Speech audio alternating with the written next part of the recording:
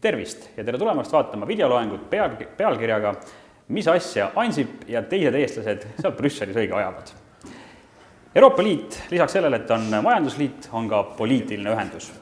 Poliitika tegemiseks on alati vaja poliitikuid ja ametnikke ja neid on Brüsselis ja Strasbourgis palju. Nende seas ka eestlasi. Küsimegi täna, mida ja kuidas saavad Eesti poliitikud ja ametnikud ajada Brüsselis ja Strasbourgis Eesti asja. Selleks puhuks oleme palunud siia Mati Maasikas, Eesti eriesindaja Euroopa Liidu institutsioonide juures. Tervist! Siim Kallas, Euroopa Komisjoni liige ja asepresident aastatel 2004–2014 ja samal perioodil parlamendis olnud Siiri Oviir. Tervist! Tervist! No, Euroopa Liidus on 3 põhilist institutsiooni, kus otsuseid tehakse. On parlament, kes esindab siis, Euroopa Liidu kodanikke, on komisjon, kes esindab liitu tervikuna ja on nõukogu, mis siis suures pildis peaks esindama liikmesriike. Siiri Oviir, teie olite 10 aastat Euroopa Liidu parlamendis. Mida te selle ajaga saite ära teha? Oi, no ega ma vist aeg ei luba, et ma hakkaksin teile nagu tabelit ette lugema.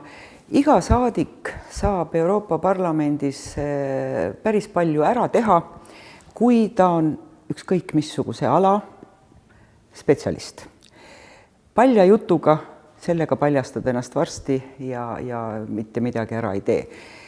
Minu valdkond oli sotsiaalpoliitika ja sellega ma tegelesin ja ma arvan, et neid raporteid, neid õigusakte, milles ma olin oma fraktsioonis ehk siis liberaalide fraktsioonis vastutav, kogunes selle 10 aastaga oma 100.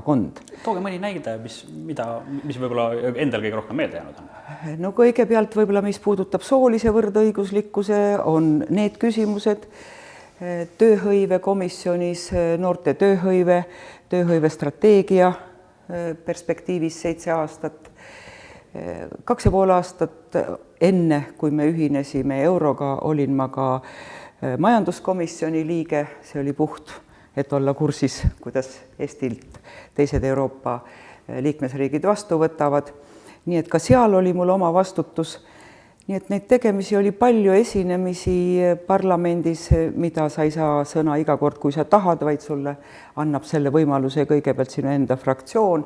Ma arvan, et neid oli ka oma 500 selle aja jooksul, mis näitab ju seda, et ma olin inimene, kellele võis sõna anda, järelikult ei tulnud tühja juttu. Aga need parlamendi liikmeid on ju praeguseks üle 700. No kuidas seal siis on võimalik üldse välja paista või midagigi ära teha? No välja paistavad need, kes on eksperdid mingil alal.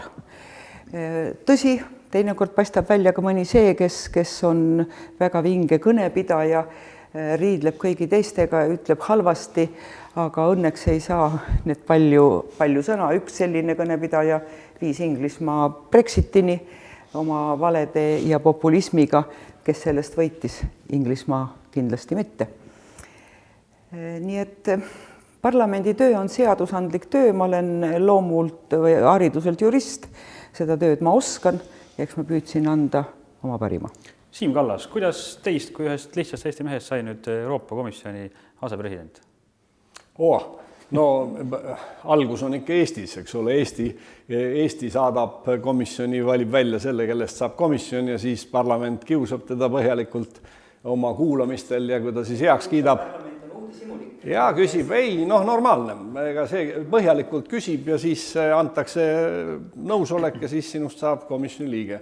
Nii et kuidas sinust saab asepresident, see on juba teine asi. See sõltub muudest asjalust juba koha peal, nagu ütleme, kui ma vähemalt see esimese perioodi, kuna president Barroso otsustas anda mulle niisuguse portfelli, kus kõik saab minna viltu. Kõik asjad, mis nagu personalipoliitika, siis võitlus korruptsiooniga, võitlus eelarve täitmise selle sama teema eest, et kuidas neid vigu vältida.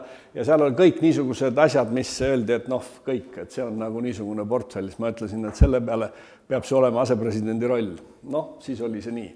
Aga muidugi, eks see komisjon on, kui te siin enne reastasite need institutsioonid, siis muidugi tegelikult ma ütleksin, et ikka praktiliselt lõppkokkuvõttes kõige keerulisemad asjad otsustavad ikka liikmesriigid oma tippkohtumisel ja seal on see lõppviimase otsustamise koht. Aga komisjonis me läheme sinna komisjoni ja me anname vande, mille pool teksti on see, et me ei võta oma koduriigilt mingeid kohustusi. See tähendab, me lähme sinna Euroopa missiooni täitma. Ja me ajame, ja kui te nüüd küsite, et kes siis nagu saab hästi saad hakkama siis, kui sa teed oma tööd hästi.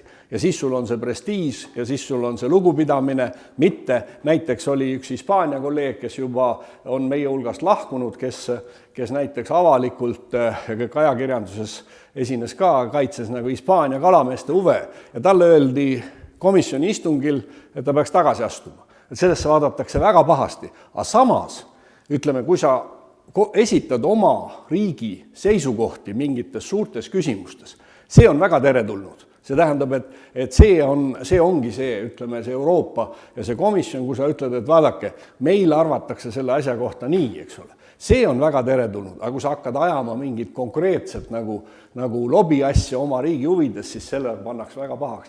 Nii et eestlane, kui ta teeb oma tööd hästi, siis ongi see, et ja teeb seda Euroopa tööd hästi, siis see on tema suhtes, see ongi see respekt ja siis ta jääb meelde ja on asjad, ütleme, mis jäävad ka nagu, millega sinu nime seostatakse, neid ka paar asja selle 10 aasta jooksul on siiamaani, nii et nii see käib. Praegu on sama kõrgel kohal Andrus Ansip. Kuidas näiteks üks portugallane või bulgaarlane peaks olema kindel, et väiksest riigist pärit Ansip ei aja nüüd enda riigile kasulikku asja, vaid tõesti on Euroopa Liidu eest väljas? No seal jälgitakse seda väga tähelepanelikult. Teil on ju, ametnikkonnas on ju kõigi rahvaste esindajad.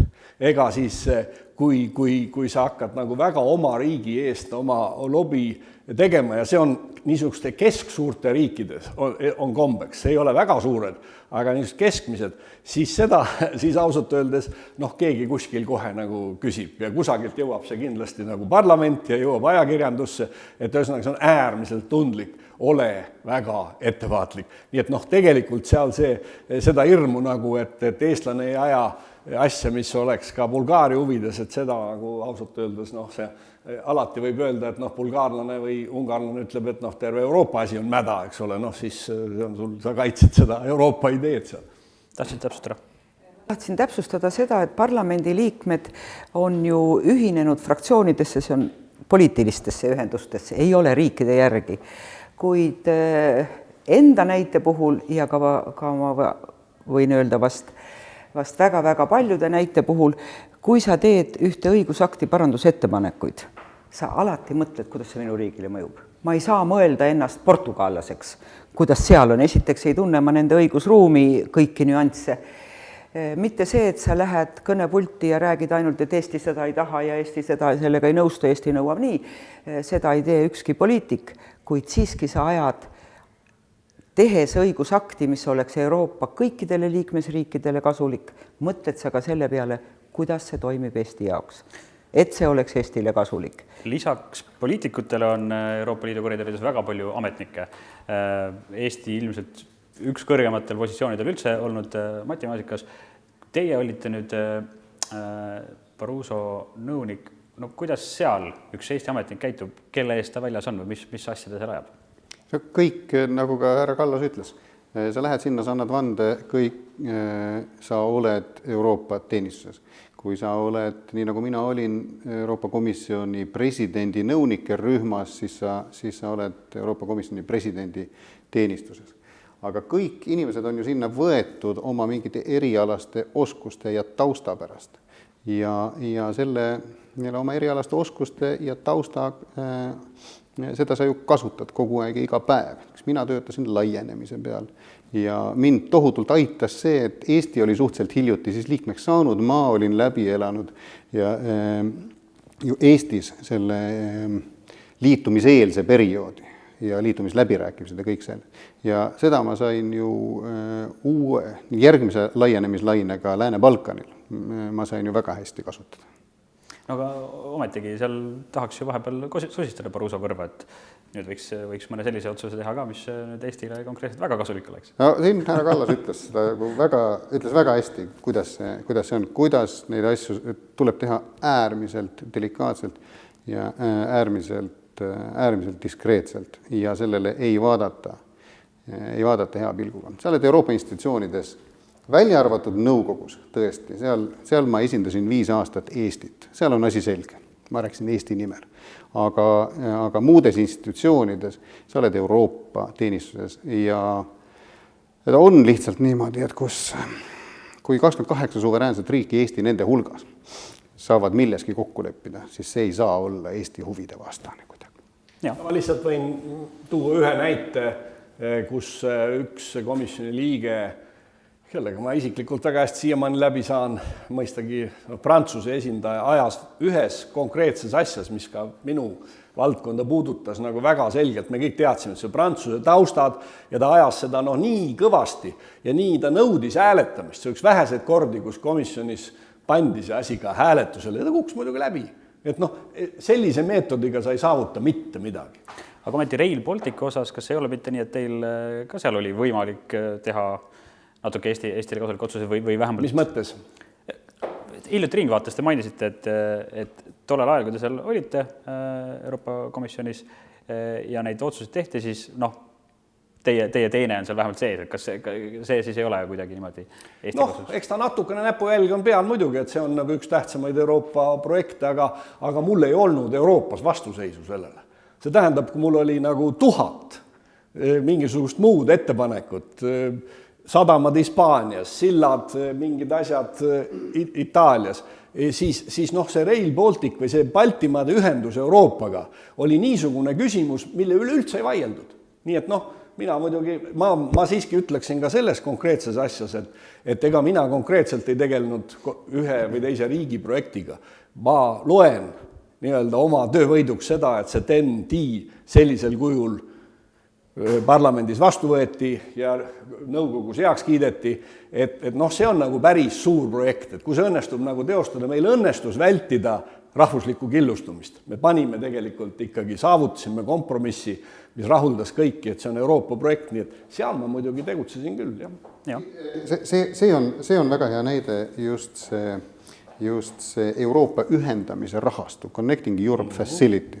See oli toona Euroopa Komisjoni ettepanek, väga oluline osa sellest rahastust on transpordi asepresident Siim Kallas väga tugevalt toetas seda ja Eesti nõukogu poolel, Eesti liikmesriigina väga toetas ka seda, sellepärast me lootsime, et me saame sealt kunagi oma raudtee. Aga asi, mida me toetasime, ettepanek, mida me toetasime, oli see rahastu, et teha selline eriline rahastu. Ja muidugi me töötasime transpordi asepresidendiga, me töötasime Siim Kallasega väga tihedalt koos. Aga me ajasime ikkagi Euroopa asja, me ajasime selle rahastu asja. Jah, tahtsid täpsustada? Ka siin parlamendis oli samamoodi toetus sellele projektile, eriti said omavahel kokku ja arutasid Põhjamaad, väiksemad riigid, Balti riigid ja ei ole nii, et nüüd ainult 3 Balti riiki ja teised hoiavad eemal, et te midagi saate ja suur raha ja nii edasi. Ja kõik see toimus tegelikult komisjoni algatuse alusel. Siim Kallas oli väga sage külaline nii poliitilistes fraktsioonides kui komisjoni koosolekul ja läksime võiduka lõpuni. Ma tooksin ühe lihtsama näite, mis nõuab 10 kordi vähem raha. Sellel finantsperioodil saab Eesti põllumees üle 40% toetusi rohkem, kui ta sai eelmisel perioodil. Ja see oli täpselt samamoodi väikeriikide algatus, meiesuguste riikide algatus.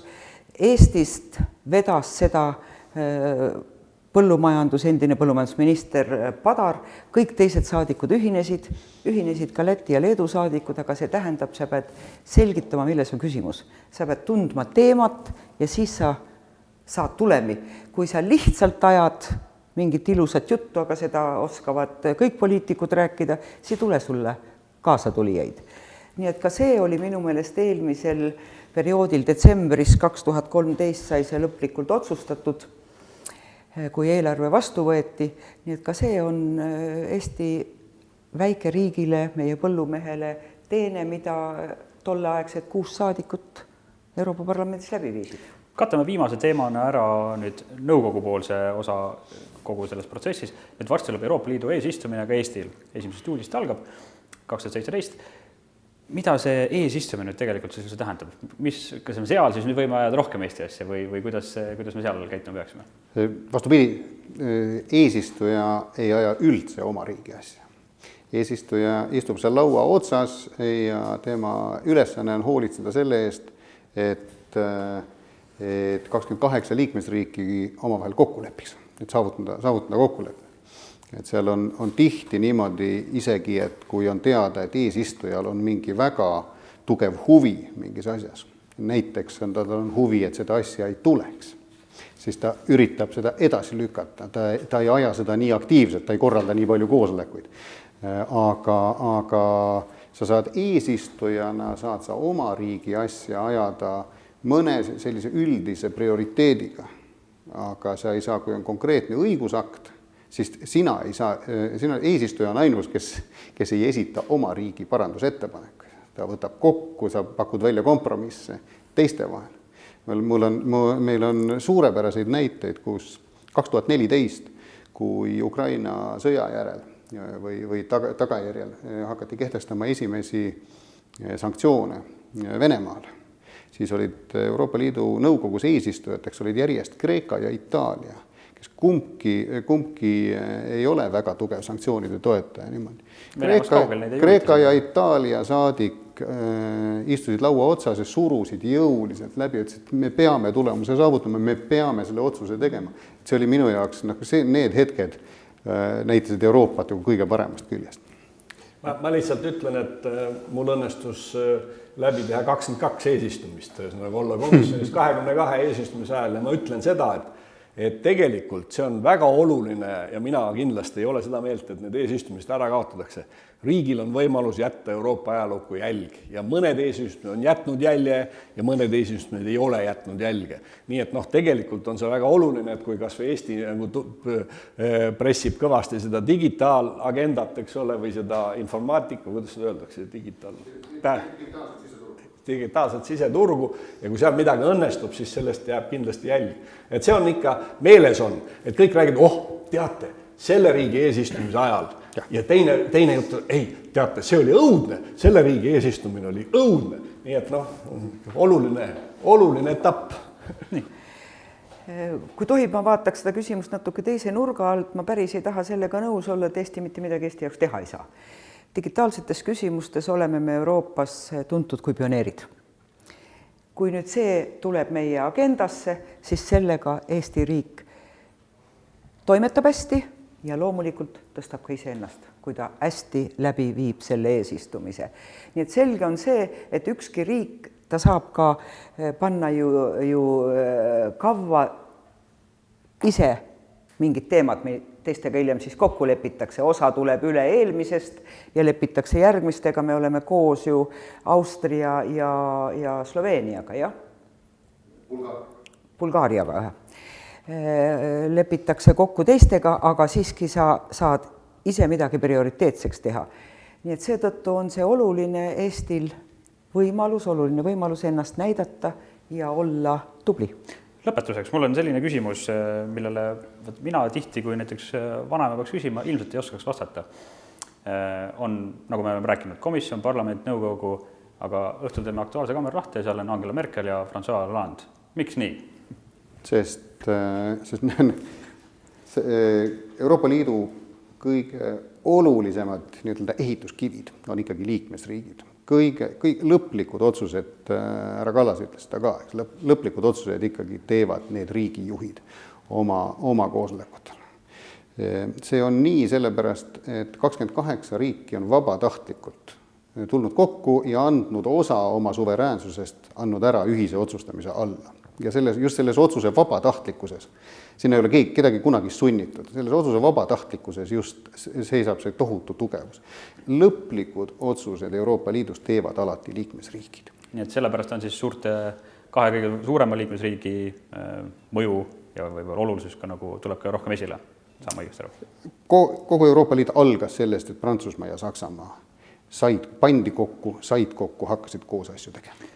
Nii, tõmbame selle teema kokku, tõmbame joone alla, palun igal ühel kõige olulisem mõte, mis võiks sellest vestlusest teemal, siis, et mis asja need eestlased Euroopas ajavad, kõlama jääda. Siiri Oviir, palun. Kui eestlane on ise tubli, täis teadmisi, siis on võimalik Euroopas väga palju ära teha ja selge on see, et koos tehes, kaaslasi leides, sõpru hoides, teeme me Eesti paremaks. Noh, ongi nii, et me läheme sinna ju tegelikult just nimelt seda ühendatud suveräänsust korraldama. Ja me ajame seda ühendatud suveräänsuse asju, me ajame seda Euroopa asju, kui me ajame Euroopa asja hästi, siis me ajame ka Eesti asja hästi.